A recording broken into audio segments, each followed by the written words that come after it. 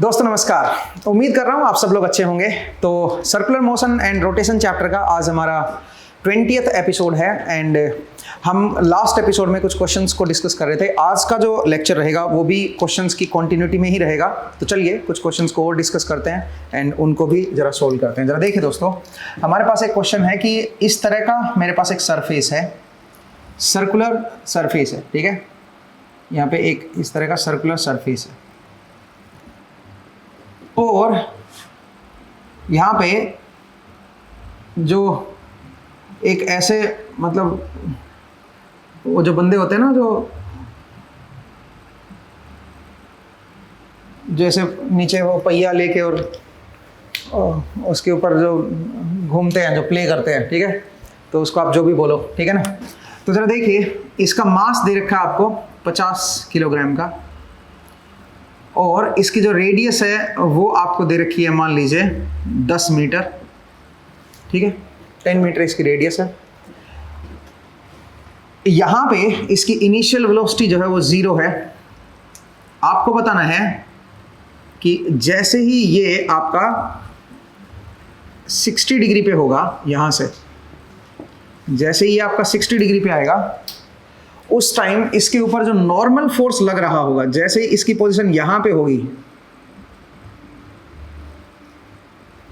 ठीक है, उस टाइम इसके ऊपर जो नॉर्मल फोर्स लग रहा होगा उस नॉर्मल फोर्स की क्या वैल्यू होगी।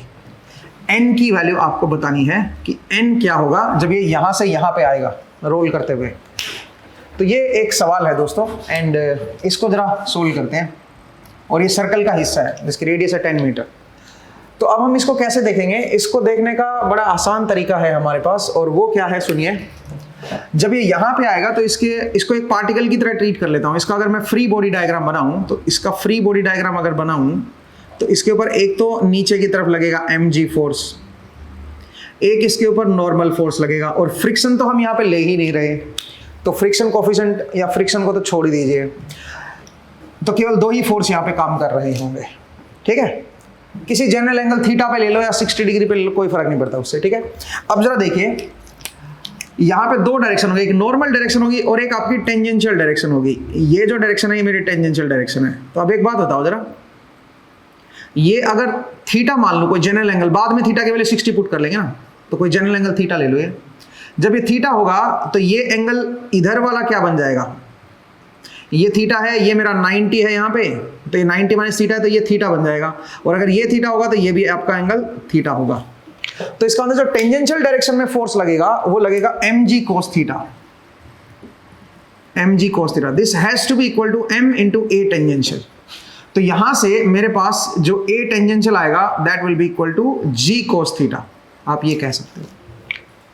और ऐसे ही अगर मैं नॉर्मल डायरेक्शन में लिखूं तो नॉर्मल डायरेक्शन में क्या बनेगा बताओ जरा, n minus mg sin theta is equal to m into a normal, क्योंकि आप जानते हो यहाँ पे a नॉर्मल भी आएगा तो m इंटू a नॉर्मल लिख सकते हो, ठीक है। तो यहां से n की वैल्यू अब हमारे पास आ जाएगी, that is mg sin theta plus m into a normal. अब मुद्दा यह है कि a नॉर्मल कैसे निकाला जाए। तो a नॉर्मल क्या होता है, a नॉर्मल होता है जो यहाँ पे इसकी स्पीड आएगी divide by 10, radius of curvature यहाँ पे फिक्स रहेगी 10, ठीक है। v की वैल्यू निकालनी है, और v कैसे निकालेंगे वो यहाँ से निकालेंगे। जरा देखिए, v dv is equal to क्या लिखोगे बताओ जरा, a टेंजेंशियल, ठीक है, into ds, ds is rho d theta, तो r d थीटा हो जाएगा। और इधर की तरफ है तो थीटा बढ़ रहा है, देखो ds बढ़ रहा है तो थीटा भी बढ़ रहा है, देखो ना। जो ds होता है वो क्या होता है, वो होता है रो d थीटा। तो d थीटा देखो, d थीटा क्या होगा, इधर की तरफ थीटा बढ़ रहा है तो d थीटा पॉजिटिव आएगा, तो एक्स्ट्रा माइनस नहीं लगाना है यहाँ पे, ठीक है। तो आप बताइए यहाँ पे क्या बन जाएगा, रो d थीटा। रो की वैल्यू क्या बनेगी, रो मतलब radius he, radius of curvature, तो रेडियस इटसेल्फ हो जाएगी, एंड d थीटा मैं लिख देता हूँ, ठीक है जी। और इसको अगर मैं इंटीग्रेट कर दूंगा तो जरा देखिए, v मेरा 0 से स्टार्ट हुआ है, 0 से लेके कोई जनरल v तक देखते हैं, और थीटा कहां से कहां तक शुरू हुआ है, 0 से लेके और 60 तक ले लेते हैं। चलो 60 डिग्री पे ही मैं निकाल लेता हूं ना। अब जरा देखो, लिमिट में मैंने जानबूझ के 60 किया, क्योंकि ये जो एक्सप्रेशन था ये जनरल एक्सप्रेशन था, ये dv वाला। ये लिमिट में जो डाल रहा हूं, लिमिट में मैं क्या डाल रहा हूं, थीटा की वैल्यू 60 डाल रहा हूं। थीटा की वैल्यू 60 डाल देते हैं क्योंकि 60 डिग्री पे ही मुझे वेलोसिटी चाहिए ना। तो बताओ क्या आ जाएगा, 60 डिग्री पे स्पीड चाहिए, तो v²/2 इज इक्वल टू क्या हो जाएगा बताइए, g की वैल्यू 10 है और ये भी 10 है, तो 100 इंटू कोस थीटा का इंटीग्रेशन आ जाएगा साइन थीटा, और upper limit minus lower limit करोगे तो साइन 60 √3/2 ये आ जाएगा, ये कट गया यहाँ से, तो v² इक्वल टू 100√3 ये आ गया। अब यहाँ पे जरा n की वैल्यू हमारे पास आ गई भाई, n की वैल्यू क्या आ गई, m कितना 50 into g 500 sine 60 is √3/2 plus m की वैल्यू 50 है इंटू एक्सेलेशन an क्या बनेगा v²/10, तो 10√3 बन जाएगा, बिकॉज v² की वैल्यू ये है, अपॉन 10 करोगे तो 100 की जगह पे यहाँ पे 10 आ जाएगा, ठीक है। तो अब जरा देख लो ये कितना बन गया, ये बन गया 500√3/2 प्लस 500√3, तो सिंपल है भाई, इसको आप सोल्व कर सकते हो, ठीक है। तो ये बन जाएगा 1500√3/2, ये आंसर आ जाएगा। इतना न्यूटन का मेरे पास यहाँ पे नॉर्मल फोर्स लगेगा भाई, इतने न्यूटन का नॉर्मल फोर्स यहाँ पे लगेगा, ठीक है। आई होप आपको ये समझ आया। चलिए दोस्तों नेक्स्ट क्वेश्चन की तरफ अब हम मूव करेंगे, आई होप आपको ये क्लियर हुआ, ठीक है। अब जरा देखिए नेक्स्ट क्वेश्चन की तरफ चलते हैं। चलिए दोस्तों नेक्स्ट क्वेश्चन क्या है जरा देखिए, आपको एक इस तरह का कोई रोड दे रखा है, ठीक है, ऐसा कोई रोड दे रखा है, और यहां पे इसका जो रेडियस ऑफ कर्वेचर है वो आपको दे रखा है 200 मीटर, ठीक है। और यहां पे कोई मोटरसाइकिल वाला बंदा है जो बाइक राइड कर रहा है, ठीक है, और वो बाइक जो है वो इस तरफ जा रही है। बाइक की वेलोसिटी जो है वो दे रखी है कुछ 20 मीटर पर सेकेंड, एंड जो टेंजेंशियल एक्सेलरेशन है ये वेलोसिटी बढ़ रही है। आप ये कह सकते हो कि इस डायरेक्शन में उसकी कोई स्पीड है, आप ये भी बोल सकते हो, ठीक है। डायरेक्शन अलग से बोल दो कि इस डायरेक्शन में स्पीड है, टेंजेंशियल डायरेक्शन में स्पीड है 20 मीटर पर सेकेंड, और ये स्पीड बढ़ रही है, तो इसका मतलब ये स्पीड चेंज हो रही है, और इसका जो रेट ऑफ चेंज है वो मान लीजिए दे रखा आपको 2 मीटर पर सेकेंड स्क्वायर, ये आपको दे रखा है। आपको बताना है कि यहां पे फ्रिक्शन फोर्स क्या लगेगा, इसका मास दे रखा है अभी आपको, मास है इसका मान लीजिए 100 किलोग्राम, मतलब बाइक और सारा मिला के बंदे का और बाइक का सारा मिला के मास जो है 100 किलोग्राम है। आपको बताना है कि इसके ऊपर कितना फोर्स लगेगा, फ्रिक्शन फोर्स की वैल्यू आपको बतानी है, सो दैट ये एक तरह से इस रोड पे ही बना रहे, ठीक है। तो आपको बताना है कि फ्रिक्शन फोर्स जो है वो कितना इसके ऊपर होना चाहिए, ठीक है। अब वो कैसे देखें दोस्तों, जरा देखिए यहां पे अगर आप बाइक को देखोगे तो बाइक का जो टायर है, जरा देखिएगा, ये मान लीजिए मेरे पास बाइक है, ठीक है भाई, और यहां पे बंदा जो है वो बैठा हुआ है, ठीक है। अब बाइक जो है वो ऐसे रोड के ऊपर चल रही है, तो बाइक का जो मोशन हो रहा है, जो मूवमेंट हो रहा है बाइक का, वो इस तरफ हो रहा है। अब उसके लिए कौन रिस्पॉन्सिबल है, ऑब्वियसली फ्रिक्शन रिस्पॉन्सिबल है। जो सरफेस, जो नीचे कॉन्टैक्ट सरफेस है वहां पे फ्रिक्शन है, और फ्रिक्शन की वजह से आपका जो बाइक है वो आगे की तरफ चल रही है, आप ये समझिए। तो हमें बस ये बताना है कि इसके ऊपर नेट कितना फ्रिक्शन है सारा मिला के। आप बोलोगे सर फ्रिक्शन आगे की तरफ क्यों है, यहाँ पे पीछे की तरफ नहीं लगेगा फ्रिक्शन? नहीं भाई, फ्रिक्शन यहाँ पे आगे की तरफ लगेगा। मैंने आपको एक दिन पहले भी समझाया था कि जब भी आप कोई भी बाइक या साइकिल की बात करोगे तो आप ये देखा करो कि कहाँ पे आप धक्का लगा रहे हो। जैसे ये मान लीजिए मेरी साइकिल है, ठीक है, ये साइकिल है। अब साइकिल में क्या होता है, पिछले टायर पे हम लोग धक्का लगाते हैं ना, तो पिछले टायर के ऊपर फोर्स जो है, जो फ्रिक्शन फोर्स है, वो इस तरफ लगेगा, ठीक है, और अगले टायर पे जो फ्रिक्शन फोर्स है वो इस तरफ लगेगा, रिवर्स होता है, ठीक है। अगले टायर पे फ्रिक्शन फोर्स जो है, इसको फ्रिक्शन फोर्स ऐसे घुमाएगा, फ्रिक्शन फोर्स घुमाएगा, और इसको जो आगे की तरफ ऐसे से घूम रहा है उसको अपोज करने की कोशिश करेगा। ऐसा क्यों होता है आगे चल के आपको समझ आएगा। ये अलग अलग, अभी बस आप कंफ्यूज मत होइए, अभी इसको आप स्किप भी कर सकते हो। बस आप ये ध्यान रखिए कि कोई भी चीज अगर रोड के ऊपर मूव कर रही है या जमीन के ऊपर आप चल रहे हो तो उसके लिए फ्रिक्शन रिस्पॉन्सिबल है, ठीक है। तो यहां पे इसके ऊपर कोई नेट फ्रिक्शन लग रहा होगा आगे की तरफ, उसी की वजह से ये मूव हो रहा है, उसी की वजह से इसके पास एक्सेलरेशन है, ठीक है, आगे की तरफ नेट फ्रिक्शन है। दूसरी बात, ये इधर की तरफ नहीं जा रहा आउटवर्ड, इसका मतलब एक फ्रिक्शन और लग रहा होगा इसके ऊपर, क्यों? क्योंकि इसके पास एक सेंट्रीपिटल एक्सेलरेशन भी है, ठीक है। तो जरा समझिए, यहां पे इसके पास एक तो आगे की तरफ फोर्स होना चाहिए और एक इधर की तरफ फोर्स होना चाहिए, क्योंकि दो एक्सेलरेशन है, एक आपके पास टेंजेंशियल एक्सेलरेशन है और एक आपके पास नॉर्मल एक्सेलरेशन है। तो जो नॉर्मल एक्सेलरेशन आएगी वो क्या आएगी दोस्तों? वो आएगी v square which is 400 upon radius of curvature which is 200। तो ये बन जाएगी 2 मीटर पर सेकंड स्क्वायर। ये आपकी बनेगी नॉर्मल एक्सेलरेशन, ये towards the centre of the curvature आएगी, ठीक है। तो अब अगर मैं न्यूटन सेकंड लॉ लगाऊं तो मैं बोलूंगा कि इस बाइक के ऊपर अंदर की तरफ कौन सा फोर्स है? सोचिए, ऑब्वियसली एक फ्रिक्शन फोर्स होना चाहिए। तो इस बाइक के ऊपर एक फ्रिक्शन फोर्स इधर होगा और एक फ्रिक्शन फोर्स इधर होगा, जिसकी वजह से आगे मूव कर रही है। आप बोलोगे सर mg तो वर्टिकल है ना भाई, mg तो वर्टिकली डाउनवर्ड गया है, तो उसकी वजह से तो आपका फ्रिक्शन फोर्स ही डिफाइन होगा, आप ये समझिए, ठीक है। mg की वजह से आपका फ्रिक्शन फोर्स डिफाइन होगा, ठीक है। लेकिन हमें फ्रिक्शन कोफिशिएंट तो दे नहीं रखा, तो म्यू इंटू mg करके तो हम कुछ कर ही नहीं पाएंगे हम यहाँ पे, ठीक है। तो यहां पे आपका इसका मतलब जो आगे की तरफ लेके जा रहे हैं वो एक फ्रिक्शन फोर्स आगे की तरफ है, इसको आप टेंजेंशियल बोल दो, और एक फ्रिक्शन फोर्स नॉर्मल है जो आपका सेंट्रीपिटल एक्सेलरेशन को प्रोवाइड कर रहा है। और तो कोई तरीका हो ही नहीं सकता, न्यूटन सेकंड लॉ के हिसाब से एक्सेलरेशन आपकी इधर है तो इस तरफ कोई ना कोई फोर्स होना चाहिए, दूसरी एक्सेलरेशन इधर है तो इस तरफ भी कोई फोर्स होना चाहिए। तो आप बताओ, जो फ्रिक्शन फोर्स टेंजेंशियल डायरेक्शन में आएगा वो क्या होगा? वो होगा मास, इसका 100 किलोग्राम का मास हो गया इनटू एक्सेलरेशन टेंजेंशियल डायरेक्शन में विच इज 2। तो 200 न्यूटन का तो आपका क्या हो गया बताओ जरा? टेंजेंशियल डायरेक्शन में फोर्स आ गया, फ्रिक्शन फोर्स। और एक फ्रिक्शन फोर्स नॉर्मल डायरेक्शन में भी आएगा, वो क्या होगा बताओ जरा? वो होगा mass into v square by rho. A normal कितना है बताओ? वो मेरा 2 है, तो वो भी मेरे पास 200 न्यूटन आ गया भाई, ध्यान से देखिए, ठीक है। तो अब अगर आप मैं रिजल्टेंट फोर्स की बात करूं, रिजल्टेंट फ्रिक्शन फोर्स की बात करूं, तो रिजल्टेंट फ्रिक्शन फोर्स जो है वो आपका कुछ इस तरफ लगेगा, and that will be equal to 200√2 newton. ये मेरे पास क्या आ गया? रिजल्टेंट फ्रिक्शन फोर्स आ गया। आई होप आपको ये समझ आया क्वेश्चन कि इस क्वेश्चन को हम कैसे सोल्व करेंगे। नेक्स्ट क्वेश्चन की तरफ बढ़ते हैं, जरा देखिए दोस्तों, नेक्स्ट क्वेश्चन जरा देखिए। तो दोस्तों जरा देखिए, नेक्स्ट क्वेश्चन कुछ इस तरह का है कि मेरे पास एक इस तरह की रोड है,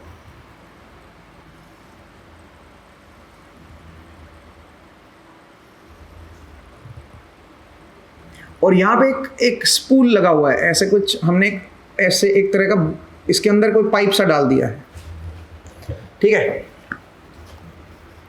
और मैं क्या कर रहा हूं, मैं इसको इस एक्सिस के अबाउट रोटेट कर रहा हूं, इस एक्सिस के अबाउट रोटेट कर रहा हूं। क्वेश्चन क्या है जरा देखिए। क्वेश्चन ये है कि जब ये रोटेट होगा, पहली बात तो ये यहां से जो डिस्टेंस है ये है 0.25 मीटर, 0.25 मीटर, और इसके अबाउट मैं इसको रोटेट कर रहा हूं। यहां पे स्टैटिक फ्रिक्शन कोफिशिएंट की वैल्यू आपको दे रखी है, and static friction coefficient is 0.2। दूसरा, ये आपको जो लाइन है ना, जिस लाइन के अलोंग ये है, ये आपको दे रखा है 5, और ये आपको दे रखा है 4, ये आपको दे रखा है 3। तो यहां से आप थीटा निकालोगे ना, कितने एंगल पे आपका ये है, ये पाइप जो है कितने एंगल पे है, यहां से आप थीटा निकाल सकते हो। क्वेश्चन क्या है सुनिए। 2 किलोग्राम स्पूल S, ये 2 किलोग्राम का है भाई, 2 kg का स्पूल है। 2 kilogram spool S is fits loosely on the inclined road which has coefficient of friction, static friction coefficient is 0.2. If the spool is located at 0.25 from point A, यहाँ पे point A है भाई, ये कह रहा है A point से 0.25 metre पे located अगर है, determine the maximum constant speed the spool can have so that it does not slip over the road. इस रोड के ऊपर ये स्लिप नहीं होना चाहिए, ठीक है। आपको बताना है कितनी मैं मैक्सिमम कांस्टेंट स्पीड से इसको चला सकता हूं। स्पीड मेरी कांस्टेंट है, ध्यान रखना भाई। एंगुलर वेलोसिटी से मैं इसको रोटेट कर सकता हूं सो दैट ये इससे नीचे ना स्लिप हो, ना ही ऊपर जाए, ठीक है। So that it does not slip up the road, ऊपर ना हो, ऊपर ना जाए। ऑब्वियसली ऊपर जाने की टेंडेंसी ज्यादा होगी, ठीक है, बिकॉज जितना आप फास्ट मैक्सिमम स्पीड पे ले जा रहे हो ना, स्पीड को बढ़ा रहे हो, तो ज्यादा स्पीड बढ़ाओगे तो बाहर जाने की टेंडेंसी दिखाएगा, तो ऊपर जाने की टेंडेंसी दिखाएगा। तो अब सुनिए भाई, अब हम कैसे करेंगे। सबसे पहले अपने को ये थीटा दे दिया है, ठीक है, तो यहां से मैं इसकी ये डिस्टेंस निकाल लेता हूँ। कैसे निकालूंगा जरा सोचिए, ये अगर थीटा है तो ये भी मेरा थीटा होगा, तो ये भी मेरा थीटा होगा, ठीक है, सही है भाई। अच्छा ये लेंथ आपको दे रखी है 0.25, तो मैं ये लेंथ निकाल लेता हूँ। कैसे निकालूंगा बताओ, यहां से मैं एक काम करता हूँ, कोस थीटा लिख लेता हूँ। कोस थीटा इक्वल टू इसको लिख देता हूँ आर अपॉन 0.25, सही है भाई, बेस अपॉन हाइपोटेन्यूज, ठीक है। और ये जो थीटा है और ये जो थीटा है बराबर ही होगा और इसी थीटा के बराबर होगा, तो this has to be equal to 4/5। तो आर की वैल्यू क्या आ गई 4/5 इंटू 0.25, तो यहां से 0.2 मीटर जो है वो मेरे पास क्या आ गया, आर की वैल्यू आ गई।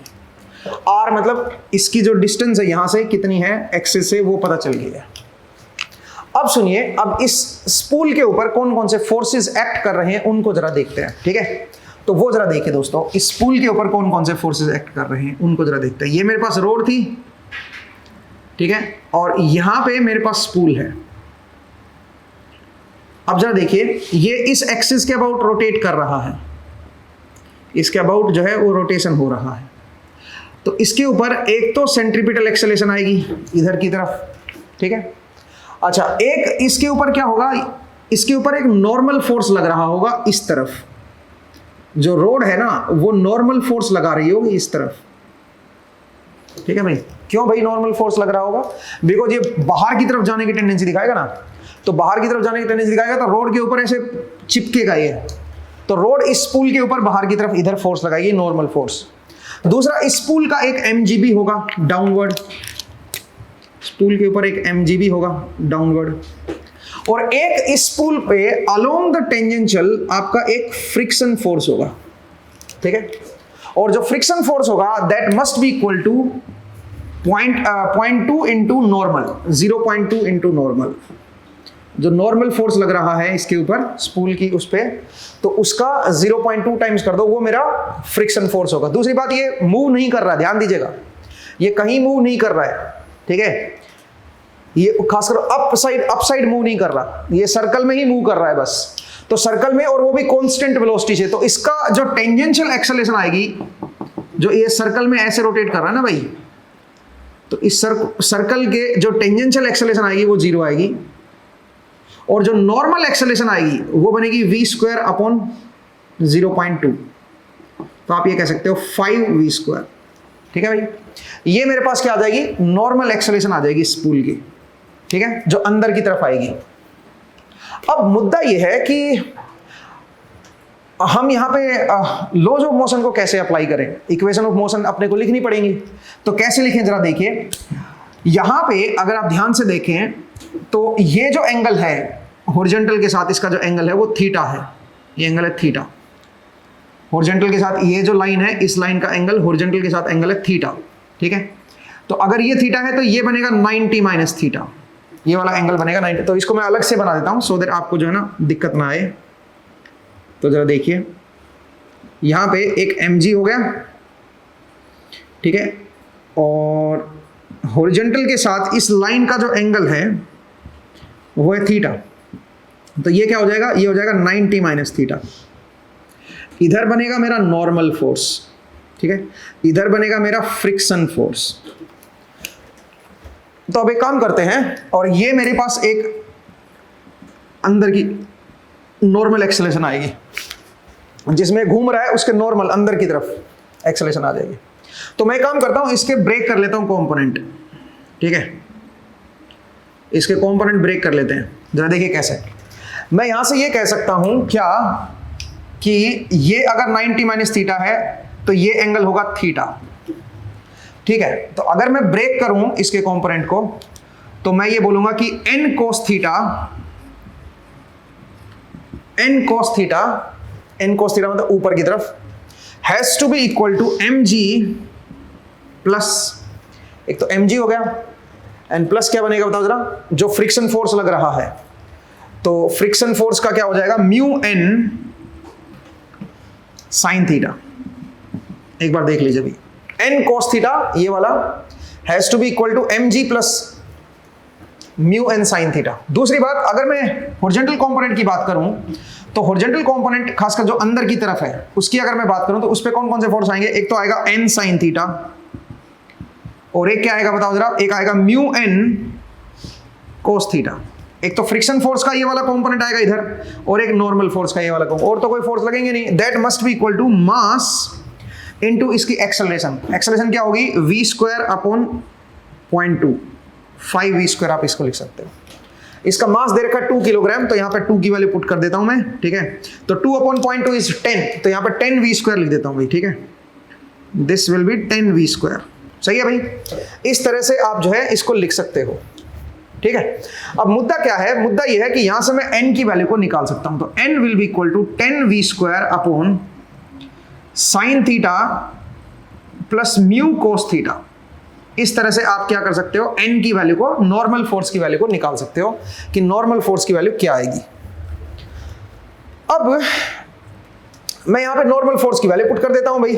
तो अगर मैं इसको इस तरफ लेके आऊंगा तो मैं बोलूंगा n cos theta minus mu sine theta is equal to mg, और यहां से n की वैल्यू क्या आ जाएगी, 10v² upon sine theta plus mu cos theta, ठीक है। n की वैल्यू जो है वो यहां पे पुट कर दी मैंने, और यहां पे cos theta minus mu sine theta equal to mg हो गया।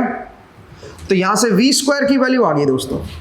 v² की वैल्यू क्या हो जाएगी बताओ जरा, mg into sine theta plus mu cos theta divide by cos theta minus mu sine theta.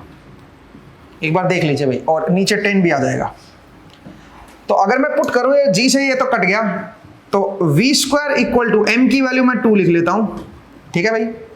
m की वैल्यू मैंने 2 लिख ली। साइन थीटा कितना होगा बताओ, 3/5, this is 0.6 plus mu is 0.2 into cos theta 0.8 divide by cos theta 0.8 minus 0.2 into 0.6। ये बन गया दोस्तों, और इसका रूट ले लोगे तो क्या आ जाएगा हमारे पास, v की वैल्यू आ जाएगी। तो अगर मैं इसको कैलकुलेट करूं तो जरा मैं कैलकुलेट करके देख लेता हूं कि क्या वैल्यू आ रही है। तो root of 2 times of 0.6 plus ये कितना बन गया, 0.16 है ना, और नीचे क्या आ जाएगा 0.8 माइनस क्या हो जाएगा 0.12। तो इसकी जो वैल्यू आ रही है वो हमारे पास आ रही है 1.5, और मैंने 2 से मल्टीप्लाई कर दिया, ठीक है जी। तो ये है 1.5। तो मैक्सिमम जो इसकी स्पीड होनी चाहिए वो 1.5, v is equal to r omega होता है। अब हमें ओमेगा से मतलब है, तो omega equal to v by r आ जाएगा। 1.5 डिवाइड बाई आर की वैल्यू कितनी है, ये आर कितना है बताइए, 0.2, तो 0.2 कर दो, ठीक है। तो 50, तो ये बन गया 7.5 रेडियन पर सेकेंड। ये मेरी मैक्सिमम ओमेगा जो है वो होनी चाहिए, सो दैट आपका ये ऊपर की तरफ ना जाए, ठीक है। मैं इसका एक बार आंसर भी चेक कर लेता हूं, क्योंकि मेरे पास इसका आंसर प्रोवाइड किया गया है। तो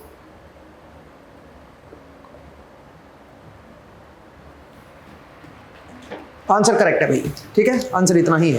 असल में 1.48 दे रखा है, 1.48 इसलिए बिकॉज जी की वैल्यू को 9.81 लेके चल रहा है, ठीक है। तो चलिए, मुझे उम्मीद है आपको ये क्वेश्चन समझ आया। नेक्स्ट क्वेश्चन की तरफ मूव करते हैं भाई, ठीक है। मैं इसको रब कर रहा हूं। नेक्स्ट क्वेश्चन जरा देखिए। तो नेक्स्ट क्वेश्चन जरा देखिए दोस्तों। क्वेश्चन कुछ इस तरह का है कि आपके पास एक ऐसे वर्टिकल सर्कुलर स्लोट दे रखा है। क्वेश्चन कुछ इस तरह से है कि आपके पास एक ऐसे सेमी सर्कुलर ऐसे स्लोट बनाया हुआ है, ये इसका सेंटर है, ठीक है, और ये कुछ इस तरह का है भाई। यहां पे बॉल की जो इनिशियल पोजीशन है वो है 10 डिग्री। यहां पे कोई बॉल डाली गई है, और यहां पे कोई पॉइंट दे रखा है ए पॉइंट, ठीक है। ये पॉइंट है मेरे पास ए पॉइंट, ठीक है। क्वेश्चन क्या है सुनिए। आपको दे रखा है कि बॉल जो है वो है 2 किलोग्राम की, 2 किलोग्राम की बॉल है, एंड इसकी जो इनिशियल वेलोसिटी है वो 0 है, ठीक है। यहां से इसको रिलीज किया गया है। Determine the force of the slot on the ball when the ball arrives at the point A, ये ए पॉइंट है, एंड बी, ये पॉइंट है बी। बी कितना है भाई? बी जो है इससे 10 डिग्री पे है, और ये वर्टिकल है भाई, ध्यान देना, वर्टिकल रखा हुआ है। ये 10 डिग्री पे जब था तो यहां से बॉल को छोड़ा गया है। ये कह रहा है जब बॉल यहां पे पहुंचेगी इस जगह पे, तो बॉल के ऊपर ये जो स्लोट है ये कितना फोर्स लगाएगा, और जब बॉल यहां पे पहुंचेगी तो बॉल के ऊपर कितना फोर्स लगाएगा ये जो स्लोट है, ये अपने को बताना है। तो अब इसको कैसे सोल्व करें? ये वर्टिकल है, ये ध्यान देना, यहां पे कोई फ्रिक्शन नहीं दे रखा है, ठीक है, यहां पे कोई फ्रिक्शन नहीं है। तो अब हम अगर इस पे दिमाग लगाएं तो हम ये कह सकते हैं कि जैसे ये यहां पे आएगी, उसके पास एक तो mg फोर्स होगा, ठीक है, और तो कोई फोर्स होगा नहीं भाई, सिर्फ mg फोर्स होगा। दूसरा एक ये नॉर्मल फोर्स होगा, माफ कीजिएगा, एक और फोर्स होगा भाई, क्योंकि ये पीछे की तरफ जा रही होगी ना, मतलब ये इसके साथ अटैच्ड होगी, तो ये इसको इधर की तरफ एक और फोर्स लगा रहा होगा, नॉर्मल। आप बोलोगे सर नॉर्मल फोर्स इधर ही क्यों होगा? बिकॉज इसके बाद दो एक्सेलरेशन है, पॉइंट तो समझिए। दो एक्सेलरेशन कौन सी होंगे? एक टेंजेंशियल, इस कर्व के टेंजेंशियल एक्सेलरेशन होगी नीचे की तरफ, और एक आपकी टुवर्ड्स द सेंटर, एक an होगी और एक a टेंजेंशियल होगी। अब दो एक्सेलरेशन है तो इसका मतलब फोर्सेस भी होने चाहिए इस दिशा में, तभी तो एक्सेलरेशन आएगी। तो यहाँ पे एक नॉर्मल फोर्स इधर लगेगा, क्योंकि ये बॉल जो है इस स्लोट को पीछे की तरफ धक्का दे रही है, या इसके साथ ज्वाइंट हो रखी है, तो ये स्लोट जो है इसको आगे की तरफ धक्का देगा, आप ऐसे समझिए, ठीक है। तो इसका मतलब इधर एक नॉर्मल फोर्स लगेगा। या आप अगर इधर नहीं, ऐसे नहीं समझना चाह रहे हो तो ऐसे समझो ना कि दो एक्सेलरेशन है, तो जिधर दो एक्सेलरेशन उधर फोर्सेस भी होने चाहिए। तो इसका मतलब इधर भी एक फोर्स आएगा, इधर भी एक फोर्स आएगा। तो यहां से मैं क्या लिख सकता हूं? मैं यहां से लिख सकता हूं कि a टेंजेंशियल जो बनेगा, m इंटू a टेंजेंशियल जो बनेगा वो बनेगा mg के बराबर, क्योंकि mg ही तो है डाउनवर्ड, और तो कोई है नहीं, ठीक है।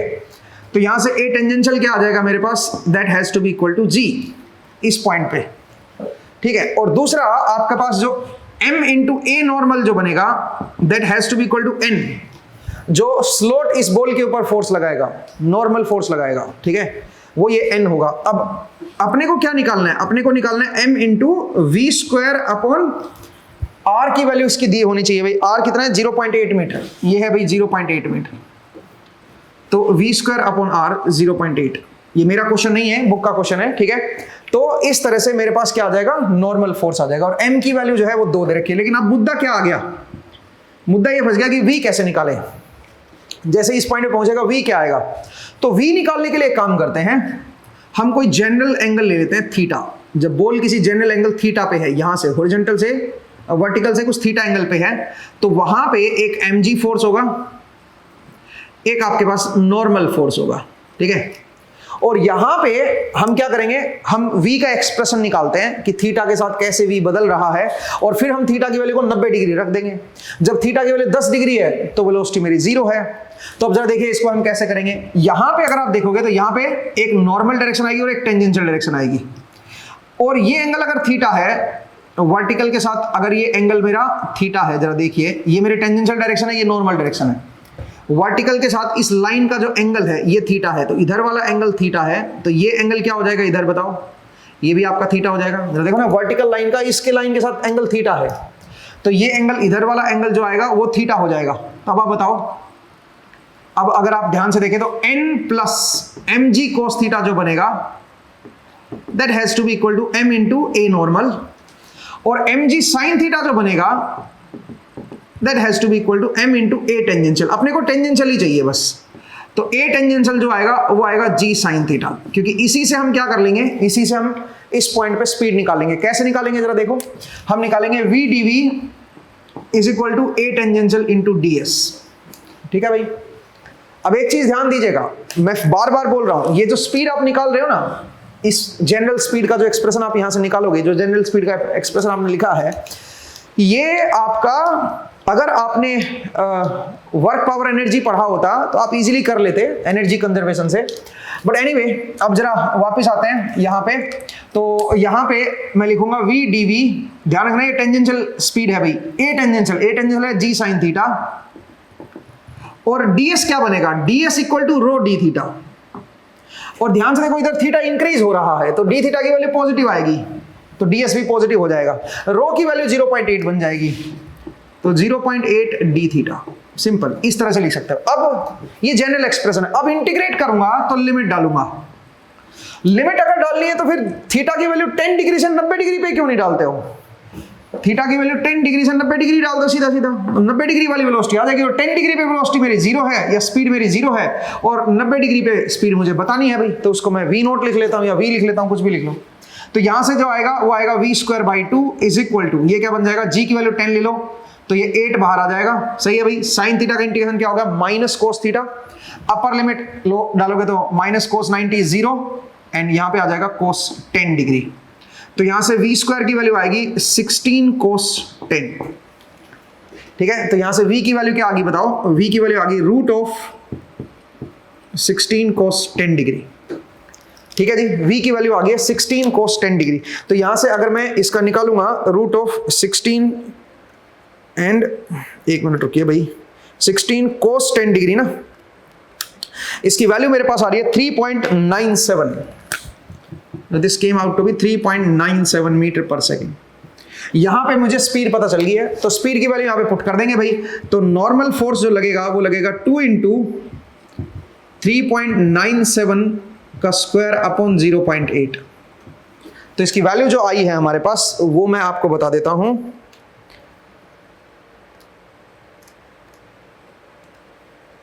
तो इसकी वैल्यू जो निकल के आई है वो है 39.4 न्यूटन जो है ये आपका फोर्स लग रहा होगा ए पॉइंट पे। जब ये ए पॉइंट पे पहुंचा होगा तब ये फोर्स लग रहा होगा। अब जब ये बी पॉइंट पे पहुंचेगा तब क्या होगा, तब भी आप फ्री बॉडी डायग्राम बनाओ। तो एक आपका mg फोर्स लगेगा यहां पे, एक आपका इधर नॉर्मल फोर्स लगेगा और इधर ही आपकी ए नॉर्मल भी आएगी रिजल्टेंट, ध्यान देना भाई, ठीक है। और ये आपका टेंजेंशियल कंपोनेंट आएगा, ठीक है। तो अब इस mg के क्या करने पड़ेंगे आपको, दो कंपोनेंट लेने पड़ेंगे, एक टेंजेंशियल डायरेक्शन में, एक आपका नॉर्मल डायरेक्शन में इधर। तो मेरे ख्याल से यहाँ पे फ्री बॉडी डायग्राम बना के फिर से निकाल सकते हो, आपको कुछ नहीं करना, नॉर्मल फोर्स की वैल्यू निकालनी है। और an के लिए आपको क्या चाहिए बताओ, an के लिए v चाहिए, तो v का यही एक्सप्रेशन काम कर जाएगा। बस 10 डिग्री से आप कहां पे लिख दोगे बताओ जरा, 10 डिग्री से आप 170 डिग्री तक लिख दीजिए, 170 तक, उससे आपका v आ जाएगा यहां से। मुझे उम्मीद है आपको ये समझ आया कि कैसे हम इसको सोल्व करेंगे। तो ये पार्ट आप खुद सोल्व कीजिएगा और कमेंट सेक्शन में मुझे कमेंट करके बताइएगा कि इसका क्या आंसर आ रहा है, ठीक है। तो दोस्तों हमने काफी कुछ क्वेश्चंस किए हैं इसके ऊपर, ठीक है। तो आज का जो एपिसोड है उसमें हम इतना ही करेंगे। नेक्स्ट एपिसोड में आपको एक नई चीज मैं सिखाने जा रहा हूं, that is cylindrical coordinate system.